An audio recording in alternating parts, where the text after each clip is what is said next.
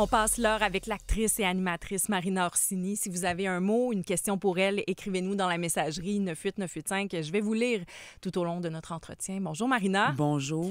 Merci pour cette belle invitation-là. Bien, ça fait plaisir. J'adore ces moments-là chaque semaine, les auditeurs aussi, parce qu'on a du temps. Ben oui, et j'allais le dire, c'est rare qu'on a du temps comme ça. Oui, puis tu me disais pendant la pause que tu aimes beaucoup, beaucoup la radio. Ah, bon Dieu, oui. Ben moi, j'en ai fait pendant 10 ans. Hein. C'est un de mes médiums préférés, ça, c'est sûr.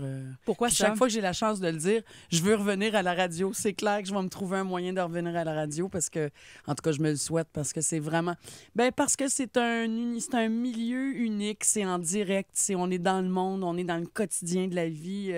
Moi, je faisais l'émission du retour. Là, j'ai fait 2 ans le matin puis 8 ans dans le retour, dont 5 toute seule. Puis j'ai tellement aimé ça. J'aime la machine, j'aime les écouteurs, j'aime la voix, le travail de la voix. Tu sais, comme ils disent souvent en radio, un silence vaut 1000 mots. Hein? Fait que, non, c'est un univers unique. Puis c'est d'être collé sur les gens. Moi, c'était le retour, donc collé dans le trafic, dans le quotidien de la vie des gens. On apporte la nouvelle, on parle de circulation. C'est un milieu absolument génial. Mais ça doit être une adaptation pour quelqu'un qui, à la base, est comédienne parce que c'est toujours dans la préparation. On sait exactement les lignes qu'on va dire. Tout est scripté. Ouais. Tout est organisé d'avance. Tandis qu'à la radio, c'est beaucoup de spontanéité. Mais c'est beaucoup direct, de préparation. Beaucoup de préparation. La radio, c'est beaucoup de préparation. Mais quand le micro ouvre... Oui, bien, il faut que tu te donnes une structure. Moi, j'écrivais toutes mes émissions. J'avais mes cahiers avec moi, puis je me disais... Il faut trouver une liberté à l'intérieur d'une structure. C'est ça pour moi la radio, parce qu'il y a tout le côté improvisé. Oui, tu fais une entrevue, mais tu connais les questions que tu veux poser, mais tu sais pas comment l'autre va répondre. Fait qu'il faut être très à l'écoute. En fait, c'est l'écoute beaucoup à la radio, comme être acteur, en fait. Être acteur, c'est beaucoup d'écoute. T'es bon quand t'écoutes bien. De quelle manière dans le métier d'acteur? Parce que c'est un échange. On apprend des textes, on connaît les mots qu'on va dire, mais il faut trouver le spontané puis le moment présent dans ça, tout en sachant ce que tu vas dire. Fait que l'exercice, c'est d'être vraiment dans le... En tout cas, la façon que moi je le vois, là, c'est vraiment d'être dans le moment présent, puis le ton avec lequel la personne va te donner une réplique va rebondir sur toi, puis tu vas réagir selon le ton aussi. Fait qu'il y a tout, même si tu connais le texte, il y a toute la spontanéité du moment. Justement, aussi. j'imagine que tu dois essayer un peu d'oublier le texte, Il faut. de t'imprégner de Ouais. l'histoire. Ouais. Puis c'est là où, en se donnant la réplique, quand c'est ce contexte-là, ben, c'est la personne qui te nourrit. Puis naturellement, si tu l'as lu, que tu t'es bien préparé, justement, Exactement. c'est là où tu arrives à... C'est exactement ça. C'est la préparation. Pour un acteur, là, tu le sais en 30 secondes si tu es face à un acteur qui a appris ses textes, s'il a fait ses devoirs. Ça se voit tout de suite pour un autre acteur. Oui. C'est quoi la différence? Ça se voit dans l'œil. Ça se voit dans l'œil. On voit l'acteur travailler. On le sait qu'il cherche dans son cerveau les mots qu'il n'a pas appris. C'est fou, là. Je veux dire, c'est très, très puissant. Puis donc, la préparation, c'est une clé majeure parce qu'il faut que tu connaisses ton texte, je veux dire, de gauche à droite, de bord en bord. Puis il faut même que tu connaisses le texte de ton partenaire aussi. Tu sais, moi, je suis très visuelle, là, fait que chaque fois que j'apprends des textes, je prends comme une photo de la feuille. Je connais la première lettre, puis je connais la dernière virgule sur le bas de la page, là, tu sais, c'est comme... Et c'est ça, puis je trouve que ça ressemble à la radio par rapport à la préparation. Puis ça ajoute de la difficulté à la personne qui a bien appris ses textes quand on est devant, j'imagine, un acteur qui n'a pas bien appris ses textes. Bien, tu sais, il y a des bons techniciens. Il y a des acteurs qui sont très bons techniquement, qui vont bien s'en tirer. Ce que je trouve dommage, parce que ça m'est arrivé de travailler quand même avec des comédiens que je trouvais qui n'étaient pas préparés, c'est qu'on perd en qualité de travail. Tu sais, c'est comme tu dis, la scène, elle fonctionne bien, mais il me semble qu'on aurait pu aller encore plus loin si la personne avait maîtrisé son texte. Il y aurait eu beaucoup plus de spontanéité. Tu sais. Est-ce que ça t'est déjà arrivé de refuser par la suite de travailler avec quelqu'un qui était comme ça? Quand Pas même nécessairement Non, parce pas à ce qu'on est point-là. très bons ici. Hein. On est des bons élèves, nous autres. Tu sais, notre milieu, là, je vais parler des acteurs, là, mais on a vraiment un milieu d'acteurs absolument extraordinaire. On a des gens qui sont dévoués, qui sont passionnés par ce qu'ils font. Tu sais, on est un petit milieu, hein, puis déjà, on fait des choses extraordinaires. Fait que on a vraiment la mentalité, les comédiens, je trouve, de chez nous. Autant ceux qui font plus de théâtre que de la télé, c'est comme, on se sent privilégié d'être là, tu sais. Fait qu'on savoure, puis on veut que ce soit bon, puis on est des travailleurs d'équipe aussi, puis on a vraiment un milieu extraordinaire puis exceptionnel. Puis tant au niveau des équipes techniques, là, je veux dire, on est très, très réputés à travers le monde. Puis c'est vraiment un très, très beau milieu, des comédiens, ouais. Parlant d'acteur, tu as été la blonde fictive d'un grand joueur de hockey reconnu Marc ici Gagnon. au Québec.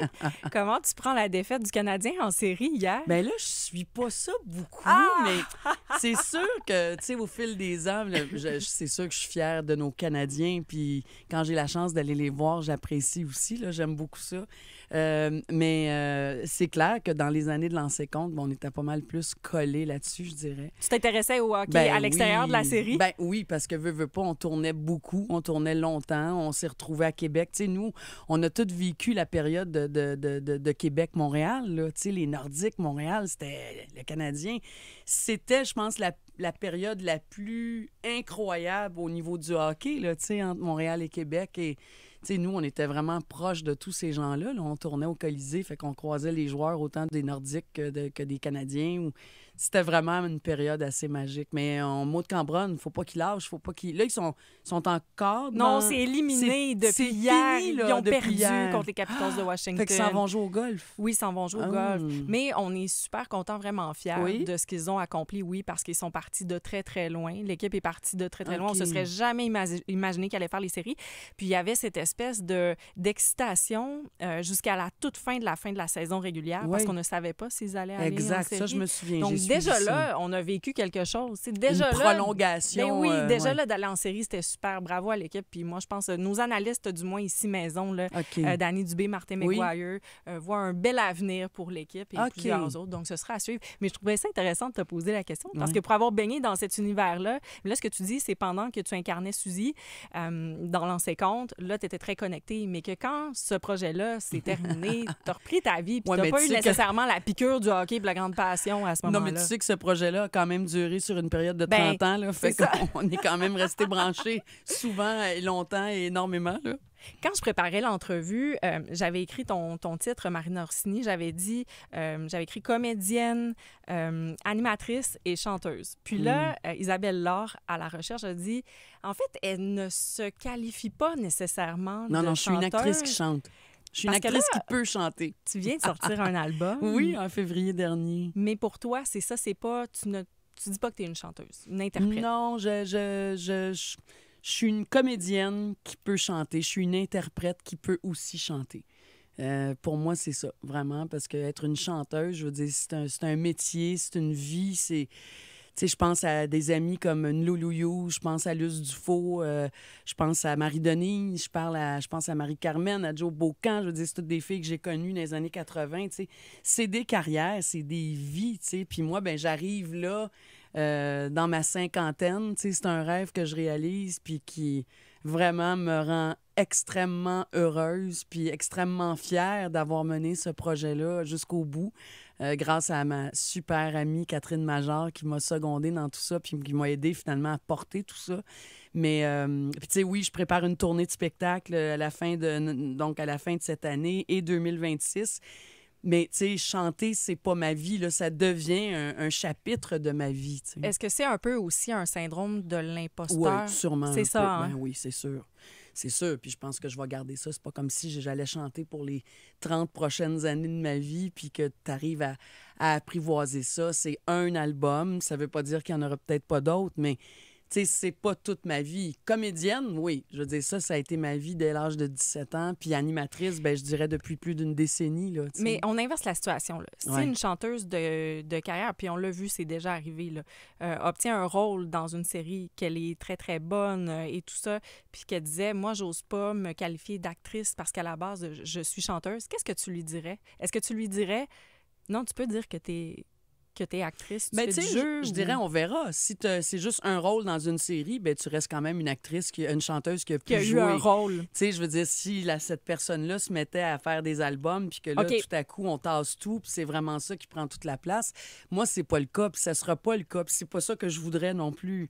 Moi, j'aime jouer, j'aime animer, et là, ben j'ai toujours aimé chanter, puis je réalise un rêve, tu sais. Fait que pour moi, c'est une autre façon de rentrer en contact avec les gens. L'album s'appelle Reconstruire les saisons. On a fait un petit Vincent Simard à la mise en ordre. Oui, on l'écoute. J'ai tout brûlé, tout nos racines enlacées. Tu sais flotter, tu sais nager. Ensemble, on n'a qu'à se laisser bercer. Et le passage du temps sur mon cœur éclaté, il était l'océan où j'aimais dériver. Et nous n'avions comme seul regard celui que la nuit préparait. C'est donc bien fait d'avoir fait ça. Vous êtes les premiers à faire ça. Oui. Un montage. Merci, ça me touche vraiment beaucoup. Ça, je te vois, c'est ça. C'est très drôle à entendre. Tu fais comme, oh mon Dieu, c'est vrai. Ça te fait quoi d'entendre ça? Ça me fait vraiment plaisir. Parce que je trouve que, tu sais, ultimement, dans tout ça, ce projet-là, ça fait longtemps que c'est en veille, ça fait longtemps que j'en rêve. Puis en fait, c'est ultimement de dire, il faut réaliser nos rêves. Dans la vie, il faut réaliser nos rêves. Peu importe ce que c'est. Moi, c'est un album. Ça peut être peindre, faire des toiles, ça peut être d'écrire, ça peut être de cuisiner, de faire de la danse. Faut réaliser nos rêves. Puis par-dessus tout, je dirais, c'est vraiment ça pour moi de dire « Hey, je suis allée au bout de ce rêve-là. J'ai pu aller au bout de ce rêve-là. » Fait que ça me touche beaucoup. Ça faisait combien de temps que tu avais ce rêve-là? Depuis toujours. Toujours? Ah oui, ça doit faire une 30aine d'années, clairement. Puis j'ai fait différents trucs. Là, je pense que je l'ai déjà dit. Je sais pas si je radote pour certains, mais à l'âge de 50 ans, je m'étais promis que j'allais rentrer en studio avec des musiciens. Pour moi, j'ai un album au complet, moi, dans mon ordinateur, de reprises, de chansons populaires que j'ai toujours aimées et qui n'est jamais sorti nulle part et qui risque de jamais sortir nulle part. Fait que ça fait longtemps que ça cogite, tu sais, ça fait longtemps. Puis dans le milieu, bien, à quelques reprises, je suis allée chanter en direct de l'univers. Oui, j'avais fait un bye-bye il y a très longtemps. Fait que dès que j'ai eu l'occasion de chanter, j'aime ça, puis c'est rare que je vais dire non, tu sais. Mais d'en faire un album, de vraiment faire cette démarche-là, puis c'est quand même quelque chose qui s'est préparé depuis 2020 concrètement, là. Ben, c'est tout ça. C'est tout ce voyage-là, en fait, qui m'enchante, qui crée beaucoup de vertige. C'est très vertigineux, parce que là, en plus, j'ai un spectacle qui s'en vient et j'ai une 30aine de dates à travers le Québec.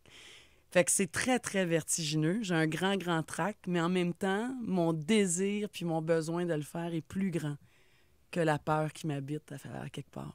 C'est quoi cette peur-là? Bien, c'est pas tant de monter sur scène, c'est pas de me retrouver devant les gens, parce que ça, j'aime puis je l'ai fait souvent, c'est de chanter. Hey, chanter, là, je veux dire, c'est un métier, là, c'est un monde, c'est physiquement, il faut que tu sois en forme. Tu sais, c'est quelque chose, c'est athlétique, là. Fait que de le faire à tous les soirs, puis là, je dis, j'ai une 30aine de dates, c'est sûr que ça ne sera pas 30 soirs d'affilée. Ouais. C'est sur une période d'1 an, surtout le début de 2026 et l'automne 2026 aussi. Mais quand même, tu veux être en forme, tu veux être à la hauteur, puis tu veux faire plaisir aux gens. Les gens se sont déplacés, les gens ont acheté des billets pour venir te voir. C'est pas rien, là, c'est immense. C'est vrai que c'est gros. Oui, très. La voix que vous entendez, c'est celle de Marina Orsini, qui est comédienne, animatrice, on va dire aussi interprète, qui vient de sortir un album. Ouais. Un album qui s'appelle « Reconstruire les saisons ». On passe l'heure ensemble. Oui. Je vais lire le commentaire d'une auditrice avant d'aller à la pause. C'est Stéphanie qui dit « Tu es ma personnalité préférée du showbiz québécois. J'admire ton énergie, ta douceur, ton ouverture.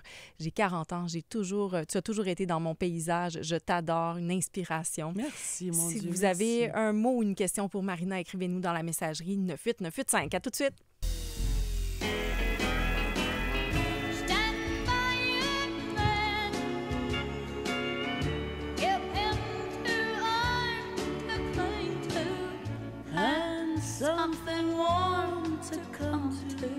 Je la chante, elle, avec ma mère. J'ai déjà chanté cette chanson-là avec ma maman. C'est pour ça qu'on a décidé de te la faire entendre, Marina Orsini. Ah oui, hein? Parce que Isabelle, à la recherche, a lu ça quelque part, que c'est quelque chose que tu partages avec ta mère. Puis comme on parlait de musique, c'est la chanson « Stand by Your Man ». C'est quoi l'histoire autour de cette chanson-là? Bien, écoute, tu sais, mon album dont je te parlais tantôt, là, que j'ai jamais sorti nulle part parce que c'était des reprises, bien, cette chanson-là fait partie de cet album-là. Mais oui, ça, c'est une chanson, premièrement, c'est ma mère. C'est une chanson de l'époque de ma mère aussi. Patsy Cline, c'est toute l'époque de ma mère. Et ma mère la chante. Moi, j'ai des CD de ma mère qui chante. Parce que dans la dernière, je dirais, les 10-15 dernières années de sa vie, elle avait un ami avec qui elle faisait de la musique, elle aussi. Ma mère a toujours adoré chanter. Et c'est une des chansons qu'elle faisait. Puis quand elle est décédée, ça va faire 12 ans cet été, moi, j'ai retrouvé plein de CD que ma mère avait enregistrés dans un studio.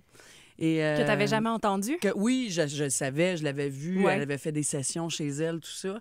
Mais tu sais, après son départ, c'est sûr que là, tu te ramasses avec plein d'affaires puis tu fais « Ah, mon Dieu, j'ai ça, moi. » Écoute, c'est un cadeau inestimable, tu sais, d'avoir ma mère en chanson. Puis d'ailleurs, un petit scoop, mais j'ai probablement l'intention de l'intégrer dans mon spectacle. Ma maman. Est-ce que c'est elle qui t'a donné ce goût-là de la chanson, justement? Sûrement, parce que moi, la musique, ça a toujours fait partie de notre vie. Ma mère aimait beaucoup la musique. On écoutait beaucoup de musique, beaucoup de radio. Moi, souvent, je me pose la question, on ferait quoi sans musique? T'imagines si la musique n'existait pas? À quel point on se retrouve en musique? À quel point... Tu sais, la musique, c'est un refuge, que ce soit des chansons, que ce soit de l'instrumental, du classique, peu importe. Du country, on adore le country. Je veux dire, il y a tellement d'univers musicaux qui sont branchés sur les humains. Hein? La musique, ça s'explique pas. Hein? Puis c'est un langage qui est subliminal. Puis peu importe la langue, on vit des émotions quand on écoute de la musique. Puis c'est chimique, on sait pas pourquoi ça nous donne des frissons, pourquoi ça... C'est extraordinaire. Puis moi, j'ai vraiment besoin de musique dans ma vie. Puis ça fait partie de ta vie depuis toujours. Toujours. Ça ressemblait à quoi, ton enfance, la petite Marina, là? Bien, ma mère, elle avait des boutiques de vêtements quand j'étais petite, d'ailleurs, qui s'appelait Boutique Marina. Moi, je suis quasiment née dans la boutique de ma mère, dans le sud-ouest de Montréal, des boutiques pour femmes, vêtements pour femmes. Par la suite, elle a eu des boutiques aussi, vêtements hommes, femmes, enfants. Mais moi, tu sais, genre, à 5-6 ans, je servais les clientes dans la boutique. Je les faisais rire beaucoup parce que moi, je voulais servir les clientes. Puis là, je disais à ma mère, c'est moi qui vais la servir. Puis j'étais petite, là, tu sais. Pourquoi tu avais cette envie, te souviens-tu, de servir les clientes? Tu voulais faire comme ta mère? Je voulais faire comme ma mère. Puis je pense que l'amour des gens, l'amour de la communication, on dirait que j'étais prédestinée à être en communication. C'est vaste comme mot, là, mais l'amour des gens, la communication, la communion avec les gens. Et c'est ce qui fait aussi que, tu sais, ça fait quand même, mon Dieu, 40 ans que je suis dans ce milieu-là. Puis des fois, on me parle, tu sais, du lien avec le public. Pour moi, c'est comme ma famille. Ça fait tellement longtemps qu'on se connaît. Puis moi, j'aime les gens, j'aime le monde. Pour moi, c'est, tu sais, des fois, on se dit dans ce milieu-là, c'est difficile d'être populaire. Ben non, moi, ça n'a jamais été difficile. On dirait que c'était naturel pour moi d'avoir un lien spontané avec les gens. C'est comme ça, puis j'ai toujours été comme ça, puis j'ai besoin de ça dans ma vie, tu sais. C'est la première fois que j'entends cette remarque-là d'une personnalité publique d'ici, que les gens qui se sont attachés à toi, c'est comme ta famille. Ouais. C'est gros de dire ça. Ben, c'est parce que ça fait tellement longtemps qu'on se connaît. Tu sais, moi, j'ai commencé comme mannequin, j'avais 14 ans, mais au niveau public, c'est dans Lancez Compte que les gens m'ont connu, j'avais 17 ans. Puis c'est sûr que c'est une série culte qui a eu tellement un immense succès puis une portée immense, ne serait-ce qu'en télévision. Lancez Compte, c'est vraiment la série qui a changé la face de la télé au Québec dans les années 80 avec toile de fond, le hockey. Je veux dire, c'était une religion, c'était une formule gagnante, là, à la limite. T'sais. Fait que, ben c'est ça, ça fait tellement longtemps qu'on se connaît que... Puis moi, je viens d'une famille comme ça. Je viens d'une famille où on aime le monde. Moi, ma mère, elle a eu des commerces. C'est une femme qui a enseigné, qui a toujours été dans le public, tu sais. Fait qu'il y avait quelque chose de naturel, en fait, dans notre ADN, je pense. Puis tu étais très, très proche de ta mère, à ce que je comprends. Là, tu parles de son décès qui est survenu à 12 ans. Tu l'as accompagnée dans ses dernières années de vie. C'était comment? Ah, mon Dieu, ça a été une grande traversée. Vraiment, là, ma mère est décédée d'un cancer du côlon de stade 4 avec des métastases au foie. Elle est décédée en 2013, puis ça a été quasiment sur une période de 5 ans. T'sais. Fait que ça a été la maladie, là, les gens qui nous écoutent puis qui sont malades ou qui accompagnent, qui sont proches aidants, puis tout ça, là, je veux dire, c'est un grand voyage, la maladie. Puis la proche aidance, moi, j'ai un balado sur les proches aidants depuis 5 ans cette année. Et ça aussi, c'est extraordinaire, tu sais, d'entendre des gens nous raconter leur vie, leur réalité en tant que proche aidant. C'est très difficile. Tu sais, quand quelqu'un est malade dans notre famille, c'est toute la famille qui est malade, évidemment. Puis de voir quelqu'un qui s'affaiblit, quelqu'un qui dépérit au fil du temps. Moi, ma mère, c'était une guerrière. Tu sais, ma mère, c'était moi en puissance 1000, là, tu sais. OK. Vraiment, c'est une femme avec une énergie incroyable. Elle aimait le monde. Elle était toujours en train de se réinventer dans toutes sortes d'affaires, tu sais. Fait qu'elle, quand elle est tombée malade, sa vie s'est arrêtée, mais vraiment, là, avant même de décéder, là. Fait que ça a été difficile. Ça a été difficile physiquement, moralement. Pour elle, puis pour toi, Ouais. comme sa fille, qui C'est l'a ça. toujours vue super puissante, comment on se Incroyable. sent quand on voit notre mère comme ça? C'est très douloureux. C'est très douloureux de voir quelqu'un nous quitter comme ça, puis qui veut pas partir en plus, parce que moi, ma mère, elle avait peur de mourir, elle voulait pas mourir, elle avait encore tellement de choses à faire, elle avait 75 ans. C'est quand même encore jeune, là, quand on dit qu'on est une population qui va vieillir, tu sais, qui va vivre de plus Très en longtemps, plus ben oui. vieux. Là. On voit juste Jeannette Bertrand qui souligne son 100e anniversaire. Ouais. Ça a été les triste. jeunes. Ça a été triste. Ça a été, oui, très triste. Mais en même temps, dans ce voyage-là de comme proche aidante, puis d'accompagner ma mère, on a vécu plein d'affaires. Tu sais, on a vécu de la colère, on a vécu des rires aussi, on a ri aussi beaucoup à travers ça. Puis d'être là avec elle, tu sais, de l'amener jusqu'au bout de sa vie, pour moi, ça a été une période très, très importante, un rôle vraiment marquant. Puis je l'ai vraiment accompagnée jusqu'à son dernier souffle. Et pour moi, ça a été comme... Ma mère avait énormément confiance en moi, tu sais, fait que je l'ai... Tu sais, au niveau des choix, les décisions à faire, je gérais tout son agenda médical parce que c'est de la job, être malade, là. Puis à la limite, je dirais, il faut être en forme pour être malade parce qu'il y a tellement de gestion à faire. Mais d'avoir été là avec elle tout le temps, ça a été aussi un grand cadeau, tu sais, jusqu'à la fin. C'est un sujet qu'on aborde souvent à l'émission La Prochaine Danse parce que ça touche énormément de personnes. Toi qui l'as vécu, toi qui s'y intéresses via ton balado, c'est quoi le nom par ailleurs du balado? C'est le balado des proches aidants, des histoires qui résonnent. Et c'est ça, des histoires qui résonnent. Si tu avais une chose à dire aux personnes qui sont à l'écoute, qui sont proches aidantes, ce serait quoi? Ne restez pas dans votre silence et ne vous enfermez pas et ne vous isolez pas. Il faut aller chercher de l'aide. Il faut se faire accompagner pour être un bon aidant là, ou bien accompagné. Il faut être accompagné soi-même. Puis c'est ça, en fait, le but ultime du balado. D'ailleurs, je suis en train de développer carrément une conférence là-dessus parce qu'il y a beaucoup à dire. Puis par mon expérience aussi, j'ai beaucoup de choses à partager. Puis les gens aussi. Ça fait quelques fois là, que je me retrouve dans des soirées où on m'appelle pour faire une conférence là-dessus. Puis les gens ont tellement de choses à partager.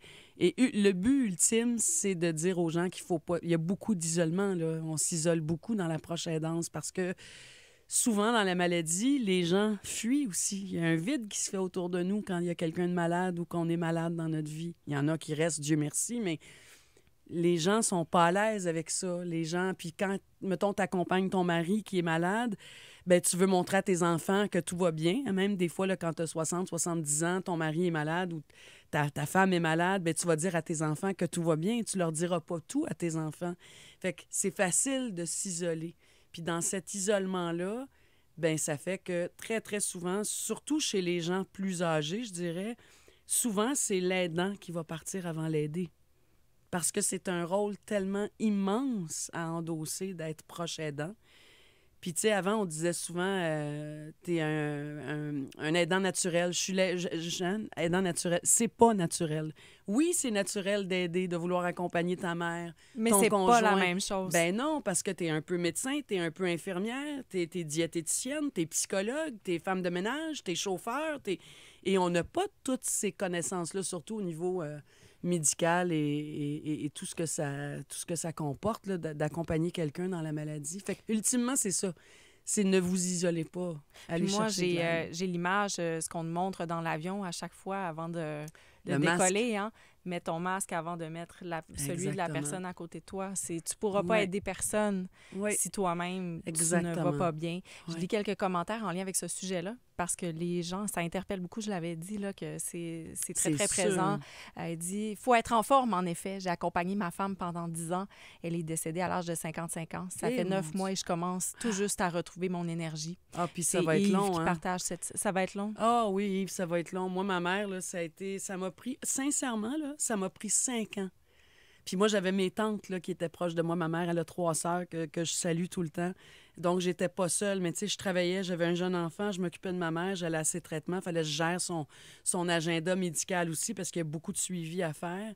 Et quand ma mère est décédée, j'aurais voulu garder ma mère, hein, c'est sûr, là, j'aurais voulu garder ma mère. Mais quand elle est partie, là, ça m'a pris 5 ans pour dire que cette fatigue, cette espèce d'adrénaline là, sur laquelle tu es tout le temps parce que tu es en instance de survie à chaque instant, là, tu sais. C'est long, puis il faut se donner du temps. Puis l'après, justement, l'après, là, quand ça fait 2, 3, 4, 5, 10, 15 ans que ta vie tourne autour de cette personne-là, parce que la proche aidance, c'est pas juste en lien avec le vieillissement ou l'Alzheimer ou un cancer. Il y a des parents qui ont des enfants paralysés, ils ont des enfants paraplégiques, autistes de haut niveau qui suivent et accompagnent leurs enfants depuis longtemps. Toute ta vie est construite autour de ça. Fait que quand c'est terminé, que ce soit d'une façon où il y a un placement, un déménagement, tout ça, ta vie, là, elle s'est construite autour de cette personne-là. Fait que l'après de ça est très difficile. Tu te cherches longtemps, là. Alors, j'imagine pour ce monsieur-là, Yves, pendant 10 ans, donc sa femme, c'est sûr que c'est un grand voyage qui s'est amorcé pour lui, là. C'est sûr. J'en lis un autre. Que les mots de Marina me font du bien parce que j'ai vécu la même situation. Ma mère est partie depuis 2 ans. Marina, on passe l'heure ensemble qui va trop vite. Je sais, il nous reste combien de temps, là? Une vingtaine de minutes. Okay. Mais il y a des pauses là-dedans au travers. Sais. Mais déjà, je le fais toujours à la fin de l'entrevue, mais tout de suite, merci de ta grande générosité. Oh mon Dieu, merci à toi. De ton honnêteté par rapport à ce que tu vis. C'est très, très intime quand même, cette situation-là familiale, mais ça trouve écho au travers des personnes. Oui, absolument.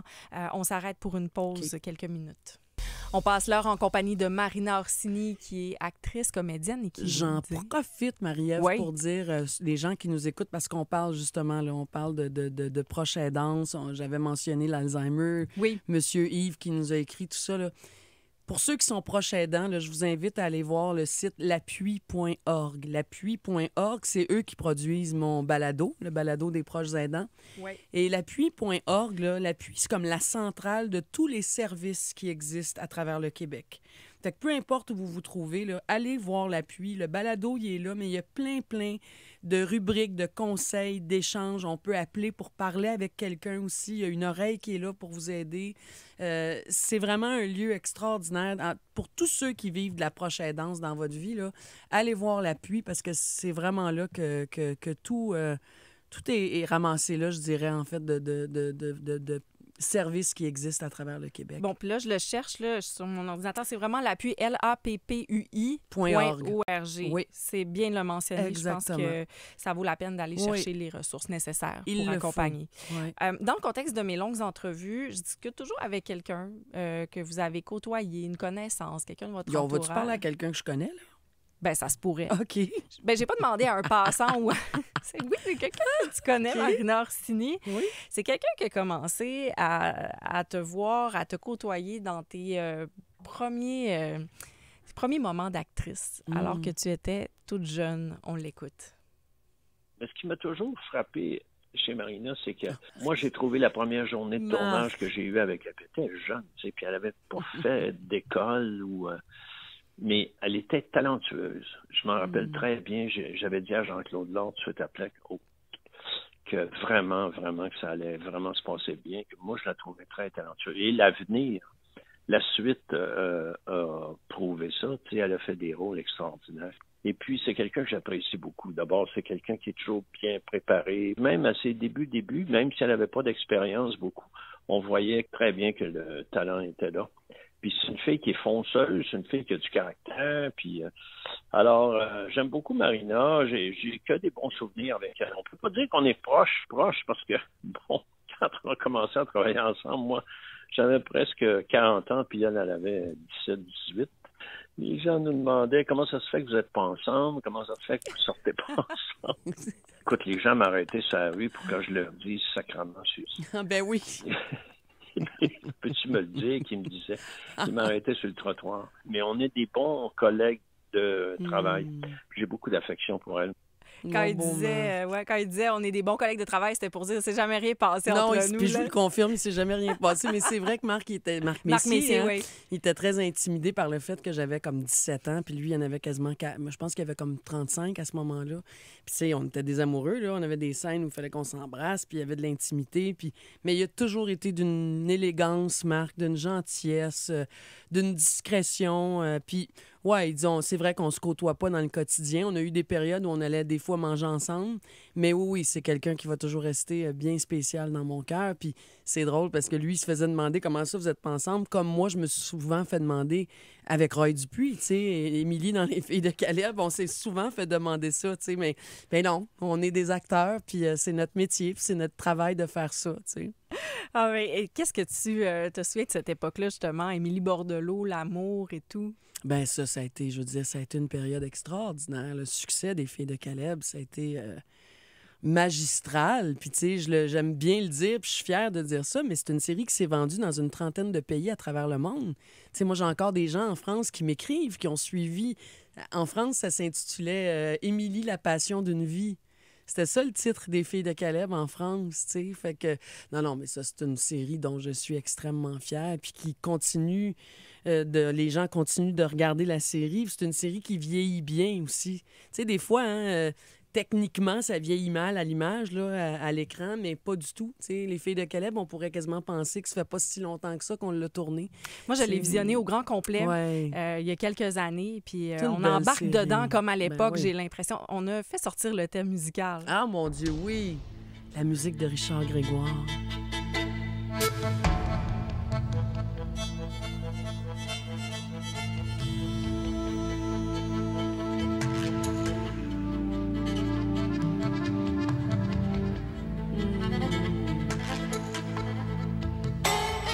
Magnifique, hein? Ça te fait quoi d'entendre ça? Bien, tu sais, tout le monde, quand on entendait ça, il allait se passer quelque chose. C'était le générique d'ouverture, générique de fin, mais dans la série, ça revenait aussi, ce violon-là. Puis souvent, c'est parce que Avila revenait. Il se passait de quoi? Les deux allaient se retrouver, tu sais. Puis là, ben, je sais pas si j'ai le droit de le dire, mais je le dis. Il y a un superbe spectacle qui s'en vient, là, Les Filles de Caleb symphonique qui s'en vient. Ça va être extraordinaire. Je sais pas si j'avais le droit de le dire, mais je le dis pareil. Ben, nous, on est contents. Oui, ça va être extraordinaire. C'est Nicolas Lemieux qui produit ça, GSI Musique, puis ça va être absolument incroyable. Restez à l'affût parce que cette année, c'est le 40e anniversaire. C'est ça, 35-40 ans, là, Les Filles de Caleb, là, à partir du livre faudrait que qui je est vérifie sorti. exactement. Alors, c'est une année anniversaire, tu sais, fait que c'est...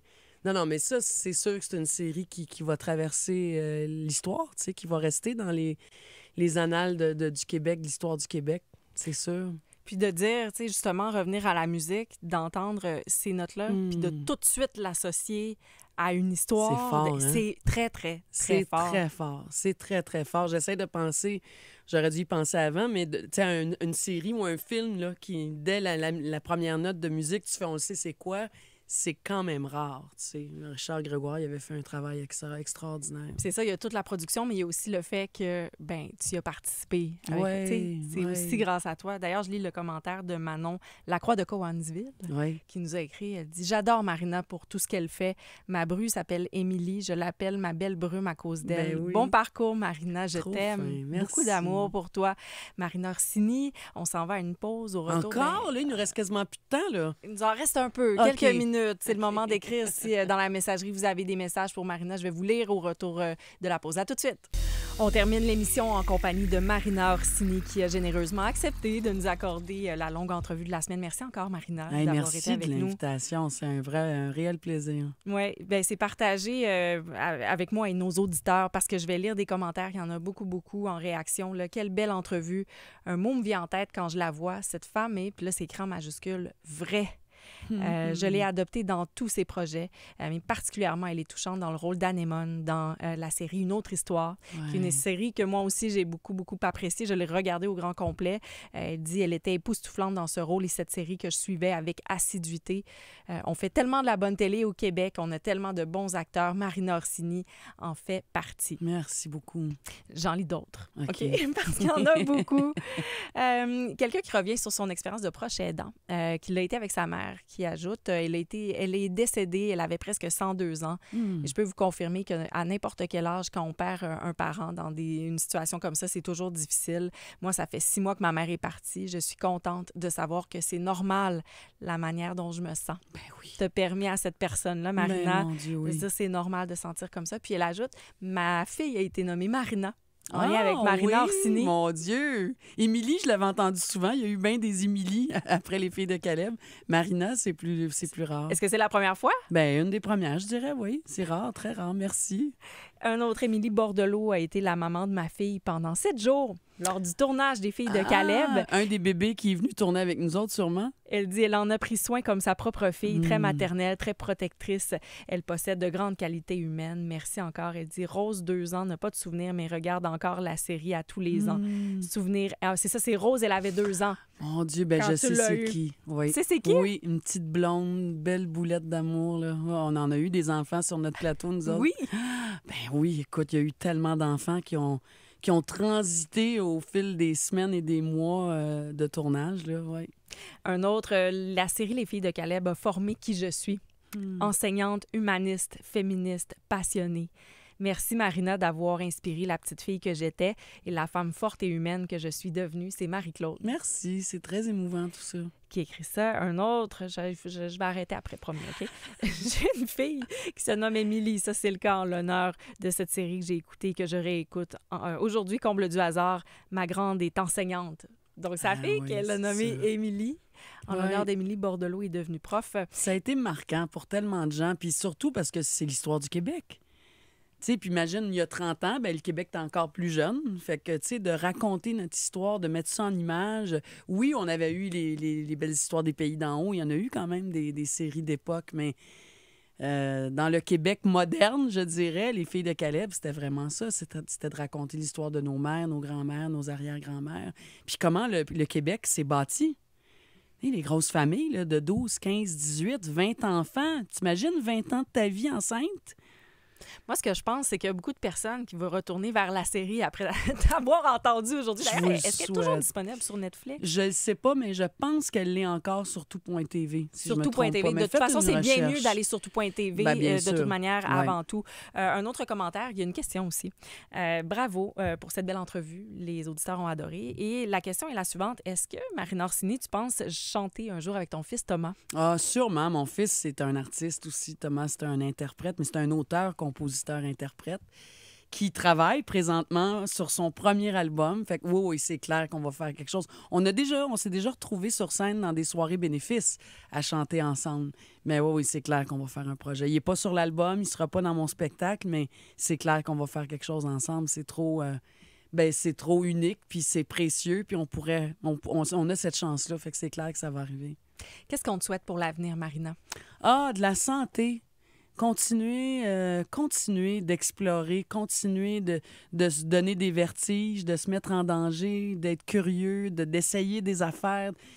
C'est vraiment ça, moi. C'est vraiment ça qui m'habite. Puis je suis heureuse, je développe des projets, je travaille sur des affaires extraordinaires avec des gens.